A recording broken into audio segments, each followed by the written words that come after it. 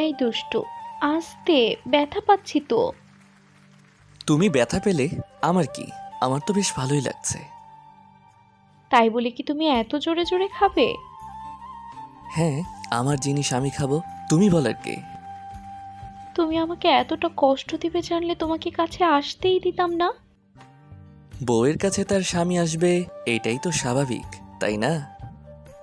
হ্যাঁ স্বাভাবিক, তবে কাছে আসবে, ভালোবাসবে, আদর করবে, এটা স্বাভাবিক, কিন্তু ব্যথা কেন দিবে? ঠিক আছে, আর ব্যথা দিব না, এখন ছেড়ে দিলাম। এই দুষ্টু, তুমি এমন দুষ্টুমি ভরা নজরে তাকিয়ে আছো কেন? কেন, বউয়ের দিকে কি তাকানো যাবে না? কেন তাকানো যাবে না? অবশ্যই তাকানো যাবে, কিন্তু তুমি এমন ড্যাব ড্যাব করে তাকিয়ে আছো, আমার লজ্জা লাগে না বুঝি? তোমার আবার লজ্জা লাগে? জানতাম না তো। ফাজিল পোলা, আমার কি লজ্জা শরম বলতে কিছু নেই নাকি? তোমার না হয় নেই, আমার তো আছে। লজ্জা শরম সবারই কম বেশি আছে, কিন্তু ছেলেদের থেকে মেয়েদের যে অনেক কম, সেটা তো তুমি জানো জান। তাই বলে এতটা কম থাকবে সেটা তো জানতাম না। আসলে কি বলো তো, তুমি একটা ফাজিল পোলা। না হলে এমন করে আমাকে এসব বলতে পারতে না, তাই না? আর এমন করে তাকিয়ে থাকতে না। দুর্বল, কেমন করে তাকিয়ে থাকলাম? নিজের বউয়ের দিকে তাকাবো তাতেও পারমিশন নেওয়া লাগবে? তোমার কি এতটাই দাম বেড়ে গেছে? আমি তো বলিনি তুমি তাকিয়ে থাকতে পারবে না, কিন্তু ওরকম দুষ্টুমি চাহনি তো তাকিয়ে থাকো কেন? তোমার চাহনির মধ্যে আমি কিন্তু উল্টোপাল্টা কিছু একটা খুঁজে পাচ্ছি। চেয়ে থাকি, তার মধ্যে আবার দুষ্টুমি কিছু একটা খুঁজে পাচ্ছ? আমি তো অবাক হয়ে যাচ্ছি তোমার কথা শুনে। আসলে কি বলো তো, বউয়ের দিকে তাকানো বারণ আছে সেটা তো আমি জানতাম না। আচ্ছা ঠিক আছে, এখন থেকে আর তাকাবো না। এই বাবু, তুমি রাগ করতেছো কেন? আমি তো এমন করে কথাটা বলতে চাইনি। তাহলে কেমন করে বলতে চাইছো? আমি তো খুব ভালো করেই বুঝতে পারতেছি যে তুমি কেমন করে বলতে চাইছো। ফাজিল পোলা একটা, তুমি বুঝতে পারো না? এমন করে ড্যাব ড্যাব করে তাকিয়ে থাকলে আমার লজ্জা লাগে। তাছাড়া অফিসের মধ্যে এমন করেই তুমি তাকিয়ে থাকো, আর তারপর এখনো তাকিয়ে আছো। তাহলে কেন বুঝতে পারো না যে এমন করে তাকিয়ে থাকলে আমার লজ্জা লাগে? আচ্ছা ঠিক আছে, এখন থেকে তাকিয়ে থাকবো না।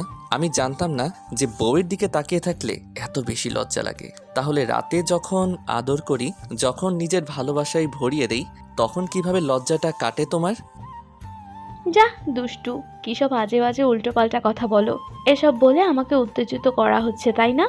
আমাকে আরো রাগিয়ে দেওয়া হচ্ছে, তাই না? তুমি কি বুঝতে পারো না এসব বললে আমার কেমন কেমন যেন লাগে? তোমার কেমন কেমন লাগে আমি সেটা জানবো কি করে? তাছাড়া আমি কি মেয়ে নাকি যেসব বললে আমার লজ্জা লাগবে? আর কেমন কেমন লাগবে সেটা আমি বুঝতে পারবো। আমি কি তোমাকে বলেছি তুমি মেয়ে? তুমি মেয়ে না হতে পারো, কিন্তু একটা ফাজিলের হাড্ডি।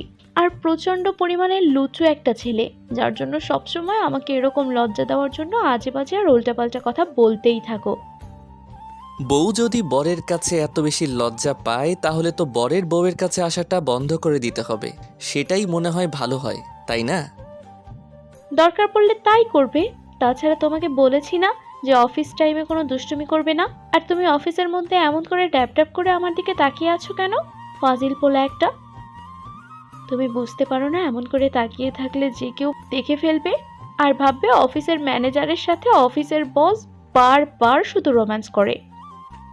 ওরা বাজে ভাবলে তাতে আমাদের কিছু যায় আসে না। তাছাড়া ওরা ভাবলেই কি, তুমি তো আমার বউ, তোমার দিকে আমি তাকিয়ে থাকতে পারি আর তোমার সাথে রোম্যান্স করতে পারি। এমন না যে আমার কোনো অধিকার নেই তোমার দিকে তাকানোর কিংবা তোমার সাথে রোম্যান্স করার। আমি তো সেটা বলিনি, কিন্তু এটা অফিস। এই অফিসের মধ্যে যদি তুমি এমন করে দুষ্টুমি করো আর এমন করে এরকম ফাজলামি করতে থাকো, তাহলে কি আমার খারাপ লাগবে না বলো? আর বোঝাতে হবে না, বুঝে গেছি তুমি কি চাইছো। আমি তোমার দিকে না থাকি, তাই তো? তাহলে সেটাই হোক। আমি অন্তত আর তোমার সাথে কোনো দুষ্টুমি করব না যেটাতে তুমি খুব বেশি কষ্ট পাও। বাবু, আমি কিন্তু কথাটা তোমাকে কষ্ট দেওয়ার জন্য বলিনি। অফিসের মধ্যে এমন করে তাকিয়ে থাকো আর এমন করে দুষ্টুমি নজরে আমার দিকে তাকাও, সবসময় ড্যাব ড্যাব করে তাকিয়ে থাকো, ওই জন্যই বলেছি। বুঝে গেছি, আর বোঝাতে হবে না। আর তাকাবো না এখন থেকে, তাহলেই তো হ্যাপি। আপনার সাথে প্রেম ভালোবাসা দেখানোর সময় আমার নেই। আমার অনেক কাজ আছে, এখন আমাকে যেতে দিন। আরে বাবা, রাগ করতেছো কেন? আমি কি রাগ করার মতো এমন কিছু বলেছি? তাহলে তুমি রাগ করতেছো? শান্ত মায়ার কোনো কথা না শুনে কেবিন থেকে বেরিয়ে গেল। তারপর নিজের ডেস্কে বসে ভাবতে লাগলো। এই জন্যই বুঝি বন্ধুরা বারবার বলতে যে অফিসের বসের মেয়েকে বিয়ে করতে নেই, তাহলে এরকম করে পস্তাতে হয়। তাছাড়া খুব বেশি অন্যায় হয়ে গেছে তোমাকে বিয়ে করাটা। আর ভালোবাসাটা আসলে কি বলো তো, ভালোবাসাটা যে একটা সময় হয়ে গেছে সেটা বুঝতে পারিনি। আর এমন করে যে তোমাকে ভালোবেসে ফেলবো সেটা আমি তোমাকে বোঝাতেও পারিনি। আসলে তুমি যে এমন করে পাগলামি করবে সেটা আমার জানা ছিল না, না হলে তো কখনো তোমার পাগলামিতে আমি সাই দিতাম না। শান্ত কথাগুলো ভাবছে, এর মাঝে একটা মেয়ে কলিগ আসতেই তখন শান্ত কিছুক্ষণ মেয়েটার সাথে কথা বলল। মেয়েটা খুব ফ্রি, শান্তের ফ্রেন্ড। ও কিছুদিন হলো জয়েন করেছে। ও জানে না যে মায়ার সাথে শান্তের বিয়ে হয়ে গেছে, তাই ও শান্তকে লাইন মারার চেষ্টা করতেছিল। সেটা বুঝতে পেরে শান্ত ওর সাথে বেশ হাসি হাসি করে কথা বলছিল, কারণ শান্ত চায় মায়াকে এখন চালাতে। মায়া ওকে এমন করে দূরে সরিয়ে দিয়েছে, তাতেই শান্তের প্রচণ্ড পরিমাণে রাগ হয়ে গেছে। অন্যদিকে এই দৃশ্যটা মায়া সিসিটিভি ফুটেজে দেখে ফেলল, আর তারপর দেখেই প্রচণ্ড পরিমাণে অবাক হয়ে গেল আর ভাবতে লাগলো। ঘরে বউ থাকতে এরকম লুচ্চামি করা? তুই এমনটা করার আগে দুইবার ভাবলি না, তাই না? এই লুচুগিরিটা তোমার আজীবনেও যাবে না। ওই জন্যই বারবার এরকম লুচুগিরি করতে শুরু করেছো। তোমাকে যখন তখন দেখি যে তুমি মেয়েগুলোর সাথে, অফিসের মেয়েগুলোর সাথে এরকম করে প্রেম করতে থাকো। বিয়ের আগে তো এগুলোর জন্য কতবার যে বকা খেয়েছো, আর কতবার যে তোমার ওপর রাগ অভিমান দেখিয়ে নিজে কান্না করে ফেলেছি সেটা জানি না। আর আজকেও তুমি সেটাই করলে। আসলে কি বলো তো, তুমি আসলেই একটা লুচু। না হলে এরকম করে ঘরে বউ থাকতে এসব আজে বাজে কাজ করতে পারতে না। দাঁড়াও, একটা বার লাঞ্চ টাইমটা হতে দাও, তারপর দেখাবো তোমাকে মজা। সারাটা সময় জুড়ে শান্ত মেয়েটার সাথে কথা বলল। তারপর লাঞ্চ টাইম হতেই শান্ত তাড়াহুড়ো করে যখনই ক্যান্টিনে যেতে যাবে, মায়া ওকে ফোন করলো। শান্ত কোনো কথা না বলে ক্যান্টিনে চলে গেল, যার জন্যে মায়া প্রচণ্ড পরিমাণে রেগে গেল। তারপর একটা সময় শান্ত খেয়ে দিয়ে ডেস্কে এসে আবার কাজ করতে আরম্ভ করলো। তখন মায়া এসে ওর কেবিনের সামনে দাঁড়ালো। শান্ত একবার ওর দিকে তাকিয়ে আবার কাজে মনোযোগ দিতেই মায়া বলতে লাগলো। একবার আমার কেবিনে আসো তো। মায়ার এরকম ধারা কথাতে শান্ত কিছু না ভেবেই ওর কেবিনের দিকে যেতে লাগলো। মায়া ওর পিছনে পিছনে আসলো। ভিতরে এসে তারপর দাঁড়াতেই মায়া দরজাটা আটকে দিয়ে এসে শান্তের দিকে ঘোরালো। তারপর ওর কাছে এসে শার্টের কলারটা ধরতেই শান্ত বলতে লাগলো। এ কি ম্যাম, আপনি এমন করতেছেন কেন? আর কি সমস্যা আমাকে বলেন। আপনার সাথে কোনো অন্যায় করেছি নাকি কোনো কাজে ভুল করেছি যার জন্য এরকম করে আমার দিকে ড্যাব ড্যাব করে তাকিয়ে আছেন আর তার উপর এরকম করে রাগ অভিমান দেখাচ্ছেন? কুত্তা, আমি তোর বউ। আমি তোর কাছে আসতেই পারি, আমি তোর দিকে তাকিয়ে থাকতেই পারি। তাহলে তুই এমন করে বলতেছিস কেন? সেটা তো ভুলেই গিয়েছিলাম। ওই জন্য আমি আপনার স্বামী ছিলাম, ওই জন্য আপনার দিকে অমন করে তাকিয়েছিলাম, কিন্তু জানতাম না যে বউয়ের দিকে তাকানোটা অন্যায় হয়ে যাবে। ওই জন্য জিজ্ঞেস করলাম। ভুল বলে থাকলে মাফ করবেন, কিন্তু আপনার এরকম বিহেভিয়ারে এর কারণ কি সেটা কি জানতে পারি? কুত্তা, তুই বিহেভিয়ারের কি দেখছিস? আসলে তোকে ভালোবাসাটাই আমার ভুল হয়েছিল, তাই না? যার জন্য তুই এমন করে আমাকে বারবার শুধু কষ্ট দিস। তোকে আমি বোঝাতে পারি না যে তোকে আমি কত বেশি ভালোবাসি। সেটাই ম্যাডাম, ওই জন্যই বলেছিলাম যে আমাকে বিয়ে করবেন না। আমাকে বিয়ে করলে আপনাকে পস্তাতে হবে। আপনি না থাকতে পারবেন আমার ওই ভাঙা ঘরে, না আমি যা খেয়ে থাকি আপনি সেটা খেয়ে জীবনযাপন করতে পারবেন। আপনার একটা ইচ্ছা পূরণ করতেই তো আমার পুরো 1 বছর কেটে যায়। তার উপর যে বেতন পাই ওটা দিয়ে তো সংসার চালাতেই কষ্ট হয়ে যায়। তাহলে আপনাকে চালাবো কি করে বলেন? আপনি কিন্তু একটা ভালো কথা মনে করিয়ে দিয়েছেন যে আপনাকে বিয়ে করাটা আমার জন্য অন্যায় ছিল। শান্তের এরকম ধারা কথাতে মায়া বেশি কিছুক্ষণ ওর চোখের দিকে তাকিয়ে রইল। তারপর একটা সময় ছলো ছলো নয়নে বলতে লাগলো। এত বেশি রাগ করে আছো আমার ওপর, যার জন্য এরকম করে কথা বলতেছো? আমি কি খুব বেশি অন্যায় করে ফেলেছি কথাগুলো বলে, নাকি আমার বলার কোনো অধিকার নেই বলো? না না, আপনার অধিকার থাকবে না কেন? অধিকার তো আমার নেই। আমি অন্যায় করে ফেলেছি, আর এই কথাটা আমার বলাটা মোটেও ঠিক হয়নি। আসলে কি বলতো, আমি বুঝতে পারিনি যে এরকম করে এসব কথা বলতে হয় না, আর অফিসের বসের উপর দিয়ে তো নয়ই। তখনকার বিষয়টা নিয়ে তুমি আমার উপর রাগ করে আছো তাই না, যার জন্য এমন করে কথা বলতেছো। আসলে কি বলো তো, আমি তো এমনটা করতে চাইনি। প্লিজ আমাকে এমন করে ইগনোর করো না। আর তুমি তখন এই মেয়েটার সাথে এমন করে কথা বললে কেন? আরে বাবা, আমি আপনাকে ইগনোর করতেছি কোথায়? আর আমি মেয়েদের সাথে কথা বলবো নাকি কার সাথে কথা বলবো সেটা আপনার থেকে আমার কি অনুমতি নিতে হবে?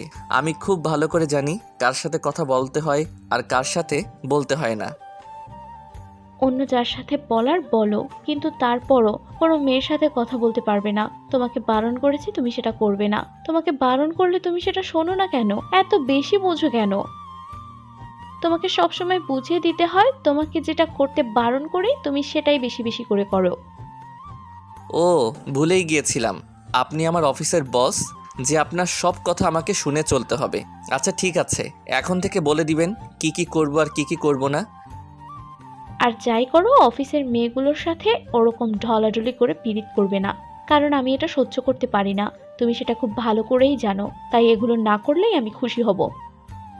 কারোর সাথে কথা বলাতে যদি প্রেম করা হয়ে যায় তাহলে এমন প্রেম আমি রোজ করব, তারপর আপনার কোনো কথা শুনবো না। তাই তাহলে তো তোমাকে আমি অফিস থেকে বের করে দেব। তাহলে কি সেটা খুব ভালো হবে? মায়ার এরকম ধরা কথা শুনে শান্ত অবাক হয়ে কিছুক্ষণ ওর দিকে তাকিয়ে রইল। তারপর একটা তাচ্ছিল্যের হাসি দিয়ে বলল, ম্যাম, চাকরি হারানোর ভয় দেখাচ্ছেন? এইটা সেই অফিসে জয়েন করার পর থেকেই বলে আসছেন। আপনার আর কষ্ট করে আমাকে তাড়াতে হবে না, আমি নিজেই চলে যাচ্ছি। শান্ত নিজের শার্টের কালারটা ছাড়িয়ে নিল। তারপর যখনই চ্যানেল থেকে বেরিয়ে যেতে নিবে তখনই মায়া ওর হাত তুলে দিয়ে একটা রিজাইন লেটার লিখে তারপর কেবিনে আসলো। তারপরে সে ওর সামনে দিতেই অবাক হয়ে ওর দিকে তাকিয়ে রইল। ম্যাম, আপনার কথা যে অক্ষরে অক্ষরে পালন করবে, যে কোনো মেয়ের সাথে কথা বলবে না, আপনি তাকে অফিসের ম্যানেজার করে নিয়েন, সেটাই ভালো হবে।